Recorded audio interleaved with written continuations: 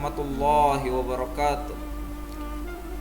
Innal hamdalillah nahmaduhu wa nasta'inuhu wa nastaghfir wa na'udzu billahi min syururi anfusina wa min sayyiati a'malina. May yahdihillahu fala mudhillalah wa may yudlilhu fala hadiyalah. Asyhadu an la ilaha illallah wahdahu la syarikalah wa asyhadu anna Muhammadan abduhu wa rasuluh. Amma ba'd. Alhamdulillah, ananda sekalian, tak henti-hentinya kita memanjatkan puji syukur kehadirat Allah Subhanahu wa taala yang telah memberikan kita begitu banyak nikmat, dan apabila kita menghitung nikmat tersebut maka kita tidak akan mampu untuk menghitungnya. Salam dan salawat tak lupa pula kita kirimkan atas junjungan kita Nabiullah Muhammad sallallahu alaihi wasallam. Allahumma shalli wa sallim wa barik alaihi, serta para keluarga, para sahabat, tabi-tabiin yang senantiasa beristiqomah di dalamnya.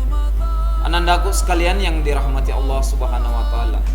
Insyaallah sebentar lagi kita akan memasuki bulan yang sangat suci. Kita akan memasuki bulan yang sangat mulia dan bulan yang sangat ditunggu-tunggu oleh umat Islam di dunia, yaitu tidak lain adalah bulan suci Ramadan. Anandaku sekalian yang dirahmati Allah Subhanahu wa taala, tentunya sebelum memasuki bulan yang suci ini banyak hal yang perlu kita perhatikan bersama. Banyak hal yang perlu kita benahi, banyak hal yang perlu untuk kita persiapkan sebelum memasuki bulan yang suci tersebut. Anandaku sekalian, khususnya pada puasa ada beberapa hal yang harus kita perhatikan. Di antaranya adalah rukun puasa. Rukun puasa ananda sekalian ibaratnya seperti bangunan. Apabila bangunan tersebut tidak mempunyai pondasi yang kuat, maka bangunan tersebut akan hancur. Begitu pula dengan puasa ananda sekalian. Apabila puasa kita tidak didasari dengan rukun-rukun yang baik, tidak didasari dengan rukun yang sesuai dengan ketentuan, maka ibadah puasa kita jangan sampai tidak diterima Allah Subhanahu wa taala, atau bisa saja yang dikatakan sebagai kita hanya mendapatkan laparnya saja, kita hanya mendapatkan yang namanya hausnya saja, kita hanya mendapatkan yang namanya lelahnya saja, tapi kita tidak mendapatkan kenikmatan dan kita tidak mendapatkan pahala dari Allah Subhanahu wa taala. Anandaku yang dirahmati Allah Subhanahu wa taala. Yang pertama Ustaz ingin bahas pada rukun puasa adalah niat. Sebagaimana niat ini sudah harus ada pada malam sebelum berpuasa. Jadi anandaku sekalian, sebelum kita berpuasa kita diwajibkan untuk berniat. Niat ini merupakan suatu keharusan dalam berpuasa. Juga wajib ditetapkan pada setiap ibadah dan amalan. Hal tersebut didasarkan pada firman Allah Subhanahu wa taala pada surah Al-Bayyinah ayat kelima yang berbunyi, A'udzu billahi minasyaitonir rajim. Wa ma umiru illa liya'budullaha mukhlishina lahuddin hunafa wa yuqimus salata wa yu'tuz zakah. Padahal mereka tidak diperintah melainkan agar beribadah kepada Allah dengan memurnikan ketaatan kepadanya dalam menjalankan agama yang lurus, dan agar mereka mendirikan salat dan menunaikan zakat. Anandaku sekalian, niat juga didasarkan pada sabda Rasulullah sallallahu alaihi wasallam, Innamal a'malu binniyat wa innamal likulli imri'in ma nawa. Yang artinya sesungguhnya amal perbuatan itu tergantung pada niatnya, dan sesungguhnya balasan bagi setiap amal sesuai dengan apa yang ia niatkan.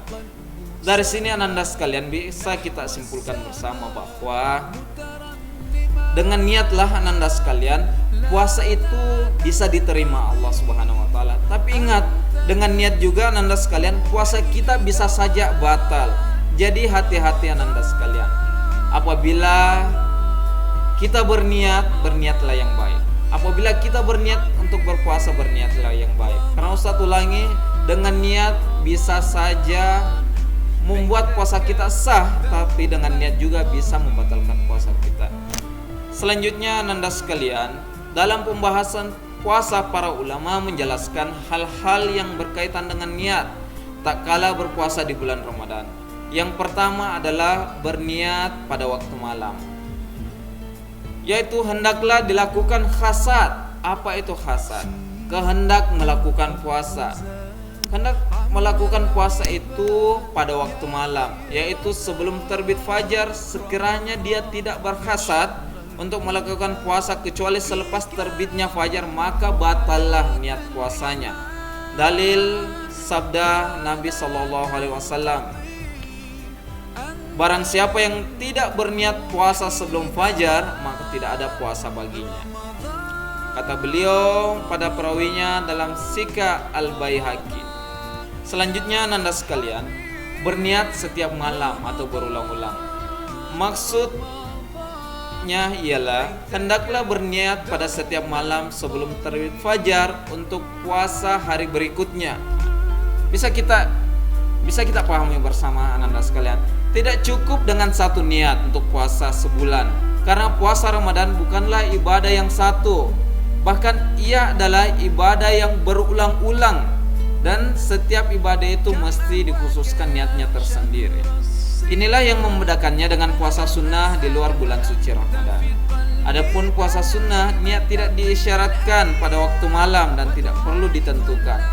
Niat sah dilakukan sebelum tergelincir matahari dan sah juga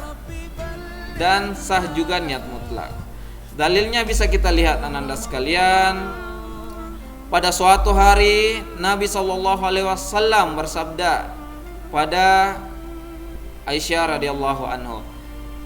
Rasulullah mengatakan, "Apakah kamu mempunyai makanan tengah hari?" Jawabnya, "Tidak," sabda baginda. "Kalau begitu aku berpuasa." Dari sini Ananda sekalian, kita bisa perhatikan perbedaan antara puasa sunnah dan puasa Ramadan. Puasa sunnah seperti yang Ustadz jelaskan tadi, boleh saja tidak disyaratkan berniat pada malam hari. Tapi pada puasa Ramadan diwajibkan kita untuk berniat pada malam hari, bahkan berulang-ulang di setiap malamnya. Selanjutnya Ananda sekalian, yang Ustadz ingin sampaikan adalah rukun kedua untuk puasa. Rukun kedua puasa adalah menahan diri dari hal-hal yang membatalkan puasa. Anandaku sekalian, apa-apa saja kira-kira hal-hal yang membatalkan puasa? Tentu saja telah kita ketahui bersama. Hal-hal yang membatalkan puasa yang pertama adalah makan dan minum dengan sengaja, kemudian muntah dengan sengaja, dan masih banyak lagi. Oke, kita bahas satu persatu Ananda sekalian. Makan dan minum di bulan suci Ramadan.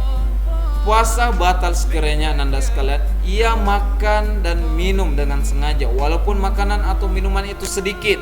Nah, ini perlu kita ketahui bersama. Sekiranya dia terlupa bahwa dia sedang berpuasa lalu dia makan ataupun minum, maka puasanya tidak batal walau berapa banyak dia makan dan minum. Jadi Ananda sekalian, di bulan Ramadan ada makan yang bisa membatalkan puasa, tapi ada juga makan dan minum yang tidak membatalkan puasa. Apa maksudnya? Tadi telah Ustaz jelaskan sebelumnya. Makan dan minum dengan sengaja itu bisa membatalkan puasa, tetapi makan dan minum yang tidak sengaja itu tidak membatalkan puasa. Dalilnya jelas. Bisa kita lihat bersama hadis Abu Hurairah radhiyallahu anhu berkata, Rasulullah SAW bersabda, "Man nasya wa huwa shaimu fa akala aw syariba falyutimma shaumahu fa innama atma'ahu Allah wa saqahu." Barang siapa yang terlupa bahwa dia sedang puasa lalu dia makan ataupun minum, maka hendaklah dia menyempurnakan puasanya. Sesungguhnya Allah lah yang telah memberinya makan dan minum. Jadi hadis ini jelas anak-anak sekalian. Selanjutnya adalah sampainya ain atau sesuatu ke dalam jauh atau rongga melalui liang terbuka. Apa yang dimaksud dari jauh, al-jauh dan ain atau sesuatu? Maksudnya ialah sesuatu yang dapat dilihat dengan mata. Maksud al-jauf adalah otak ataupun yang berada antara bawah halkum hingga ke perut. Maksud al-liang yang terbuka ialah seperti mulut, telinga, qabul, dubur, baik laki-laki maupun perempuan. Jadi ananda sekalian, seperti makan dan lain-lain ya, ini yang dijelaskan pada sampainya ain sesuatu di rongga atau al-jauf. Selanjutnya ananda sekalian, hukum yang membatalkan puasa adalah muntah dengan sengaja. Muntah dengan sengaja membatalkan puasa. Sekalipun orang yang berpuasa itu yakin bahwa muntahnya tidak masuk semula ke dalam al-jaufnya walaupun sedikit. Sekiranya dia muntah dengan sengaja, puasanya tidak batal. Sekalipun dia tahu bahwa sebagian daripada muntahnya telah masuk semula ke dalam al-jaufnya tanpa sengaja. Sebagaimana yang diriwayatkan oleh Abu Daud dan selainnya dari sahabat Abu Hurairah radhiyallahu anhu, bahwasanya Rasulullah sallallahu alaihi wasallam bersabda, barang siapa yang muntah tanpa disengajakan sedangkan dia berpuasa, maka dia tidak perlu mengqada atau mengganti, dan sekiranya dia muntah dengan sengaja maka dia hendaklah mengqada puasanya. Jadi ananda sekalian, di sini jelas hadisnya. Apabila ananda tidak sengaja muntah, nah berarti kita tidak perlu mengqada puasa kita. Tapi jika muntah itu disengaja dengan cara mencungkil mulut ananda sekalian, maka puasanya akan batal. Selanjutnya ananda sekalian, bersetubuh dengan sengaja walaupun tanpa keluar air mani.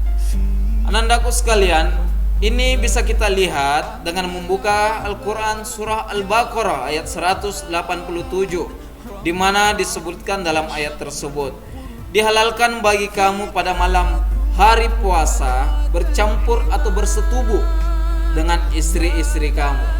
Istri-istri kamu itu adalah sebagai pakaian bagi kamu, dan kamu pula sebagai pakaian bagi mereka.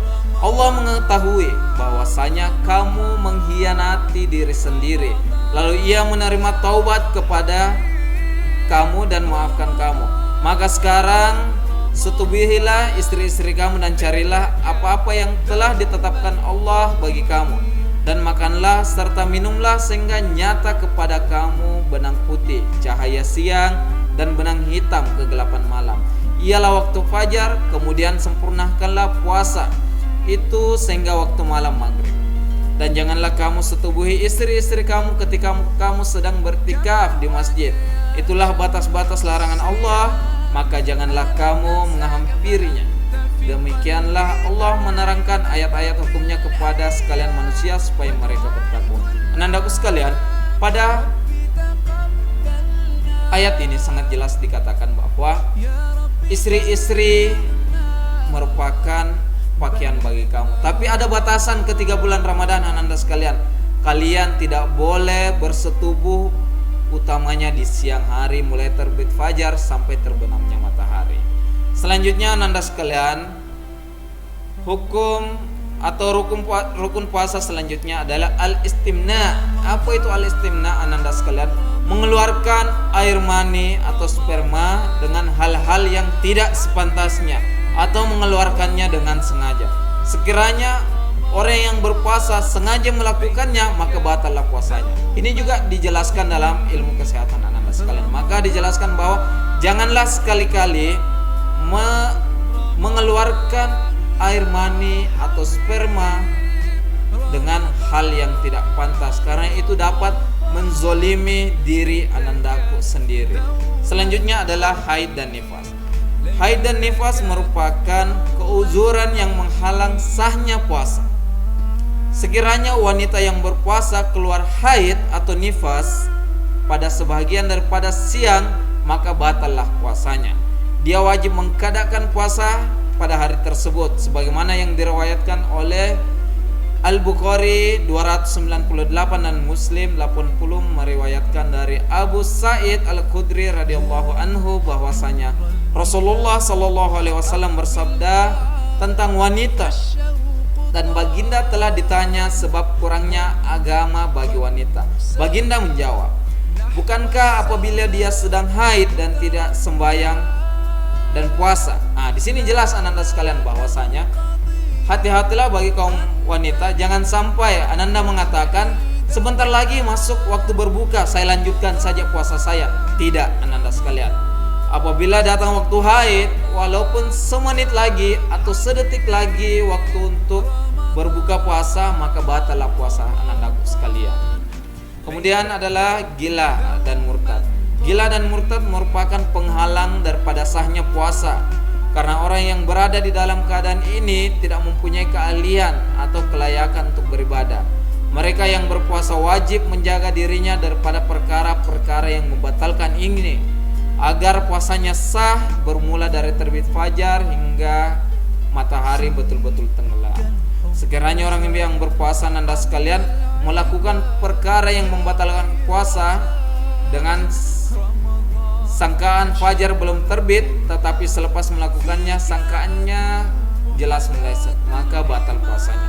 Dia hendaklah menahan dirinya, tidak makan dan minum dan lain-lain seperti yang berpuasa sepanjang siang dan sebagai menghormati bulan Ramadan.